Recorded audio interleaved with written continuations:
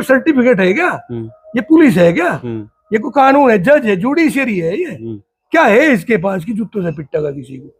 अब जाटों में चला गया, उधर जाटों के जुत्ते मारने लग रहा, इधर जाटों के वहां चुनाव लड़ने लग रहा, देंगे उसे धनिया। मायावती एक सफल शासक थी और इतनी अच्छी शासक थी।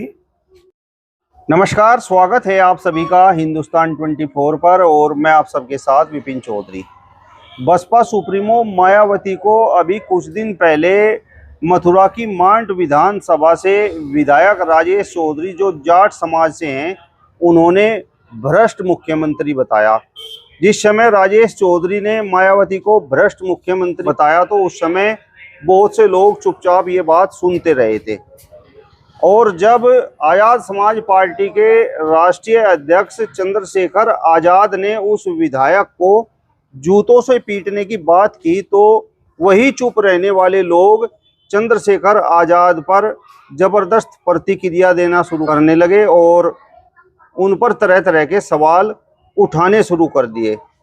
आज इस पूरे प्रकरण पर बातचीत करने के लिए हमारे साथ ठाकुर उग्र सिंह चौहान जी मौजूद हैं। उग्र सिंह जी, बहुत बहुत स्वागत है आपका हिंदुस्तान 24 पर। मायावती उत्तर प्रदेश जैसे बड़े सूबे की 4 बार मुख्यमंत्री रही हैं और जिस तरीके से बीजेपी विधायक राजेश चौधरी ने जो जाट समाज से ताल्लुक रखते हैं मायावती को भ्रष्ट मुख्यमंत्री बताया है, तो उस पर आप क्या कहेंगे? क्या ये अपमानजनक बात नहीं है? देखिए, ये अगर व्यक्तिगत तरीके से मैं देखूं, राजनीतिक लोगों का तो कुछ पता नहीं अपना लाभ लेने के लिए क्या कह दे क्या ना कह दे, लेकिन मायावती एक सफल शासक थी और इतनी अच्छी शासक थी।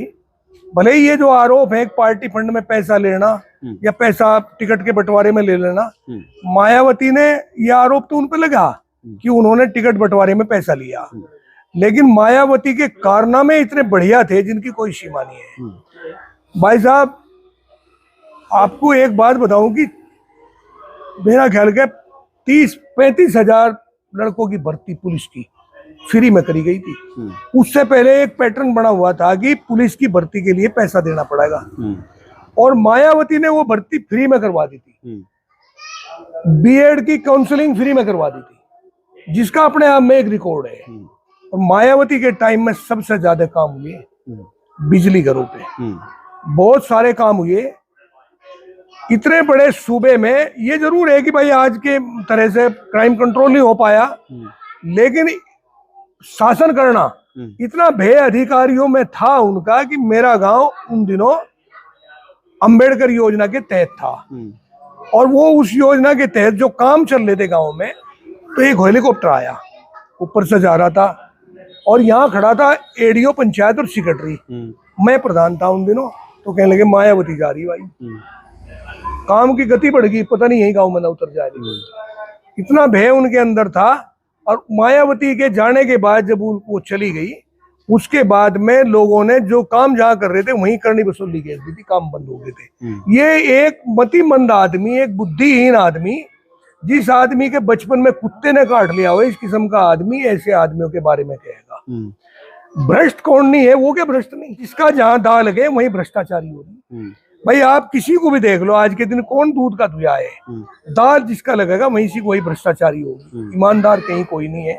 मायावती ने काम तो किए हैं, जितने काम किए। भाई साहब, मैं किसान हूँ, गन्ने का इतना भाव बढ़ा देना, अगर मायावती गन्ने का भाव ना बढ़ाती उन दिनों तो आज गन्ना 200 रुपए क्विंटल, 180 रुपए मेरा ख्याल के मायावती ने 2 साल में बढ़ाए, 40-40 करके। 20 फिर मुलायम सिंह ने बढ़ा दिए तो 100 रुपए एकदम बढ़े थे। 80 रुपए बढ़ा देना 2 साल में बहुत बड़ी बात थी। उन चीजों को ये जाट देवता भूल गए। इस किस्म के उल्टी सीधी बेहुदी बात करें, मैं तो भाई इस चीज के 100% खिलाफ हूँ। ऐसे लोगों पर नहीं करना चाहिए। मायावती ने अगर कुछ करा तो अपने करने का दंड अपने आप भुगत रही होगी। आज उसे कौन पूछ रहा? कहाँ उसका कहीं कोई टिकट नहीं दे रही, कहीं कोई कैंडिडेट नहीं जीत का आ रहा।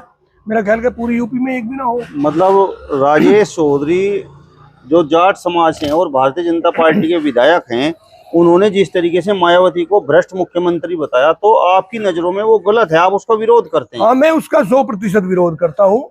उन्हें ऐसा खुल के भ्रष्ट नहीं कह देना चाहिए। ईमानदार कौन है फिर हमें बता दें।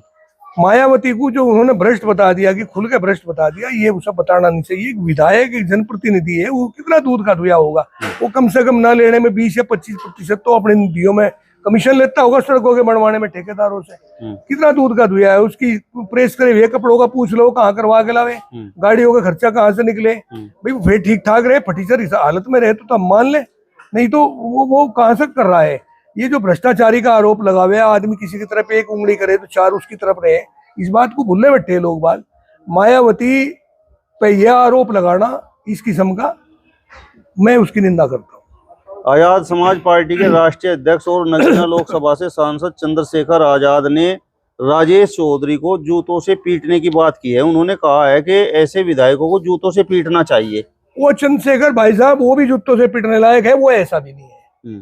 अगर आप देखोगे जैसे राजेश चौधरी है, वो भी राजेश चौधरी की कैटेगरी का है। मायावती की तुलना वो कर लेगा चंद्रशेखर रावण। नाम के बाद में रावण लिखा हुआ हो, वो कितना सिद्धांतवान आदमी होगा, कितना चरित्रवान आदमी होगा। ठीक है, परिस्थितियां थी, ये परिस्थितियां थी इसमें 24 के लोकसभा चुनाव में बीजेपी के कारनामे कुछ ऐसे हो चुके थे जिनकी वजह से लोगों के जन जन के मन में था। नहीं तो इसी बार मीरापुर का चुनाव है वो जीत लियो ना, अपना कैंडिडेट तो खड़ा करने लग रहा। भाई जुमा 8 दिन कितने दिन की बाकी रहेगी। यजमान बाढ़ कितने खड़े, भाई भी तेरे सामने आ जाएंगे कट के। नाई को पूछ रहा है एक आदमी, एक वो भाई नाई कितने बाढ़ है, कि तो यजमान ही बाजा तेरे सामने। मीरापुर का चुनाव जीत लियो ना, वो जो उसे जूतों से पीटने की कह रहा वो उससे भी गलत कह रहा। यही कहा का तथ्य हो गया। उसने तो उसे भ्रष्ट ही कहा, उसे जूतों से, कितना बड़ा दादा जूतों से पीटने की बात करे, क्यों करे, ठिक्का उसमें सारा। ये चुनाव जीत गया, परिस्थितियां थी नगीना में चुनाव जीतने के, मीरापुर में जिता दियो, हरियाणा में खड़े कर दिए उसने। जजपा की साथ में, दुष्यंत चौटाला की साथ में उन्होंने 70 दुष्यंत चौटाला ने ले ली और 20 सीटें उसे दे दी, वो 20 निकाल दियो ना। करियो भाई, मैं तो उससे भी ज्यादा निंदा करूंगा। मतलब चंद्रशेखर आजाद ने मायावती के समर्थन में आकर जिस तरीके से उस विधायक को जूतों से पीटने की बात की है, तो वो आपकी नजरों में बिल्कुल गलत है। ये गलत है, ऐसी भाषा का इस्तेमाल करें लोग बाग, तो उल्टी सीधी भाषा बोले। जूतों तो पीटने लायक तो ये है, पीटने चाहिए। भाई उसने तो कहा भ्रष्टी, इसने जूतों से पीटने, इस पर सर्टिफिकेट है क्या? ये पुलिस है क्या? ये कोई कानून है, जज है, जुडिशियरी है, ये क्या है इसके पास कि जूतों से पिटेगा किसी को? यहाँ तो मैं इसका 100% विरोधी हूँ। हम उस दिन उसके पक्ष में थे कि चुनाव जीत का आया, मेहनत करी, लेकिन मेहनत का मतलब ये थोड़ा है कि वो रावण बन गया। रावण का अंजाम क्या था वो तो नहीं पता होगा उसे। एक बनवासी के हाथों से मारा गया था, रावण के अंजाम का तो नहीं पता। मैं वही वो उसकी भाषा जो है वो अच्छी भाषा नहीं है। वो भगवान उसे बनाए रखे, हम उसके खिलाफ हैं इस चीज के, इस भाषा के, इन शब्दों के। ये कोई शब्द थोड़ा ही है। मतलब ये एक सांसद की भाषा नहीं हो सकती। जनप्रतिनिधि की भाषा ये है तो उन लोगों का सबका अपमान है जिन लाखों लोगों ने उसे वोट दे के पार्लियामेंट तक भेजा। ये भाषा व्याग्र है एक जनप्रतिनिधि की, ये नई भाषा है, गलत तरीका है। विपिन भाई, शालीनता भी कोई चीज होती है, फग्या पक्या वृक्ष झुक जाता है। जनप्रतिनिधि और वो भी सांसद, जब पंजा आदमी तो क्या ऐसा आगू करने वाली भाषा बोल देगा। लोगों को साथ लगाओ ना, साथ जोड़ने की कोशिश करो।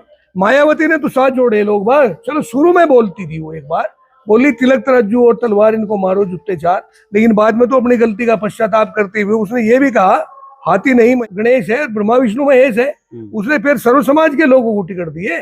हमने उनके मंत्रालय में सभी लोग देखे, सभी किस्म के लोग बाग उनकी साथ रहे और एक सफल शासक रही मायावती की हम आज भी इज्जत करते हैं। जितना काम समाज के लिए मायावती करगी, किसान कौम के लिए मायावती करगी। आज जो हालत हमारी शुगर मिलों की है, मायावती ने तो एक बार ये भी कह दिया था कि शुगर मिल अगर पेमेंट नहीं दे रहे, चाबी रख जाओ, सरकार मिल चलाएगी, पेमेंट सरकार करेगी। अखिलेश यादव ने भी राजेश चौधरी के उस बयान की खूब खिंचाई की है, वो भी मायावती के समर्थन में बोले हैं। नहीं, ये देखिए अखिलेश यादव तो बहुत सुलझे हुए लोग हैं, वो तो बहुत शालीन लोग हैं, पढ़े लिखे आदमी है, बुद्धिहीन लोग नकल कर करके पास होके ला की डिग्री ले लेना, और वो भी आरक्षण के तहत। भाई आरक्षण में क्या है, 33% वाले पहुंच जाएंगे वहां तक, मिल जाएंगे उन्हें एडमिशन मिल जाएंगे ला में। अगर ये इस टाइप के लोग बाग चले गए, कौन सा तीर मार दिया, वो कहीं कंपटीशन में बैठे हो जनरल में आके, तब पता लगेगा। अखिलेश यादव की क्या तुलना कर लेंगे में? अखिलेश यादव हो या आप हो या मैं हो, कोई भी एक संभ्रांत आदमी, सही आदमी इस चीज की निंदा करेगा। हम दोनों के शब्दों की निंदा कर रहे हैं। हम उसकी चौधरी की भी कर रहे हैं और हम रावण की भी कर रहे हैं। ये दोनों की बात गलत है।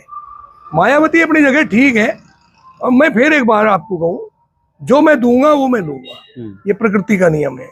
जो दूंगा वो लूंगा। प्रतिबिंब शिष्य के सामने अपना ही दिखाई देता है। मायावती ने जो किया होगा उसका राजनीतिक दृष्टिकोण से उसे खामियाजा भुगतना पड़ रहा। आज कहाँ है, खत्म हो रही। ठाकुर साहब, मेरा सवाल आपसे ये है कि जब राजेश चौधरी ने मायावती को लेकर स्टेटमेंट दिया, मायावती को एक भ्रष्ट मुख्यमंत्री बता दिया, तो उस समय जाट समाज के लोग बिल्कुल चुपचाप बैठे रहे।